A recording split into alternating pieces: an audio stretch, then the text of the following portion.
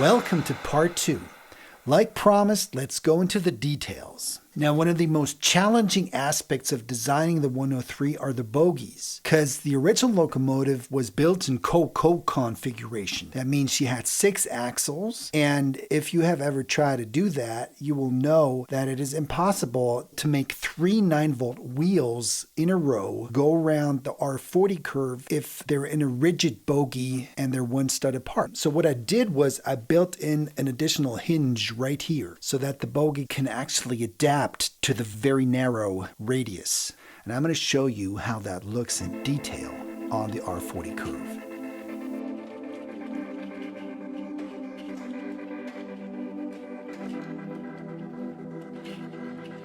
There we go. Looks all right from here.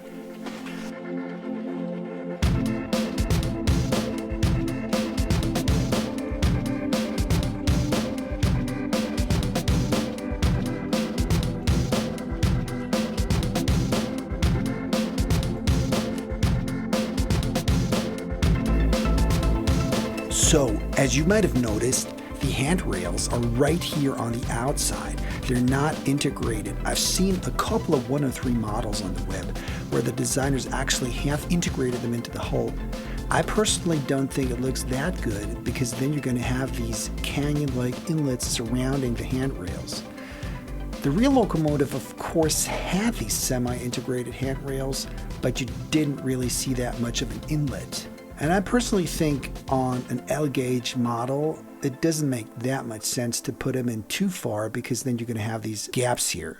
The same goes for the doors. I've seen a lot of models where the doors actually are built half a stud toward the inside, but on the real locomotive, that never was the case. Like on an airplane, you would never find the closed door displaced inwards because of aerodynamic reasons, of course.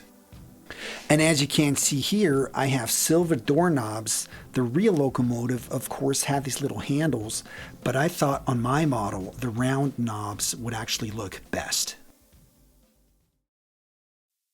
Now here's the twin fan grills. Like I said before, she was one of the most powerful locomotives ever built. And since she had that enormous power output, she would also develop an enormous amount of heat. And that heat had to be carried out of the body through these ventilation grills here. Now, obviously, the original locomotive had 5 sections here, but with this length, it just doesn't really look that good to actually divide these grill lines into 5 individual equal parts. I might do that on another model, but I think on this model, with this length here, I just decided to go with one piece. Like I said in the trailer, both pantographs are fully retractable, so both of them can go up and can go down, just like the real thing.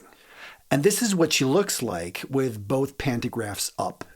And you might have seen that when it was like a really, really cold winter day or winter storm with ice catenary. I actually saw that once, which was very impressive. And then the 103 would have had both pantographs up to improve the contact. But normally on every other day of the year, the 103s always had their second pantograph up. So if she was moving to your left, her right pantograph would have been up. If she was moving to your right, the left pantograph would have been up.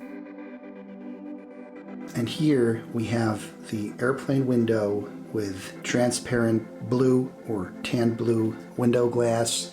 Same goes for the side. I used a tile here, the gray part, because I didn't want the studs to actually stick into the glass and just to give it that smooth and even finish.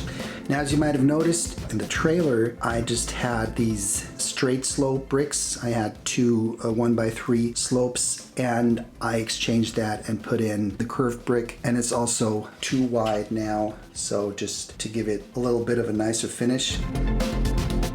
Like I said in the description of the trailer, the decals are missing. Right here, this dark gray plate is where the Deutsche Bahn logo, the DB, is actually going to come. I'm still trying to figure out where I'm going to buy that. If you have any ideas where to buy train decals in L gauge, I'll be happy to check that out. Well, here is the iconic mechanical dome or engine dome actually on top of the locomotive. As you might have noticed, on older locomotives, you would have windows on the sides so that there would be daylight in the engine room. Now, since the sides here already are occupied by the grills, they put in the windows on top. And on the original locomotive, they had 5 windows. Just like the 5 radiator sections, just a little bit shorter. I reduced that to 3 because 5 would have just not worked with the parts I chose to use. Now the sides of my 103 are not equal, and down here on the bottom we have this one part, whereas on the other side we just have a slightly different part. I designed that off photos I had of the actual locomotive.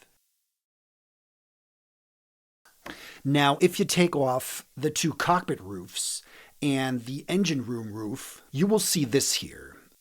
We have cockpit number 1. Like I said in the trailer, a minifigure actually fits in here.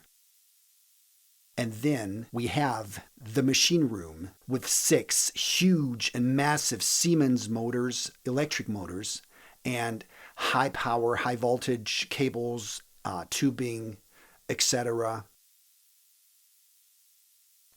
And then we have cockpit number 2. Now, if you look at the inside, I obviously did not design her to have a roof you could easily remove and put back on. You know, the reason for that is if you used these standard 1x8 tiles like on other models, you would automatically have some sort of crack or gap like here on the tile under the window, and I just didn't want to interrupt that smooth and even hull. But maybe one day I might give her an easily removable roof. Let's see. So here she is, all back together again. So that would be all for Class 103, Model 1, Mark IV. I hope you guys enjoyed that video. And if you would like to see more of my models, please consider to subscribe to the FMM7. Let me know what you guys want to see, okay? See you guys in the next one.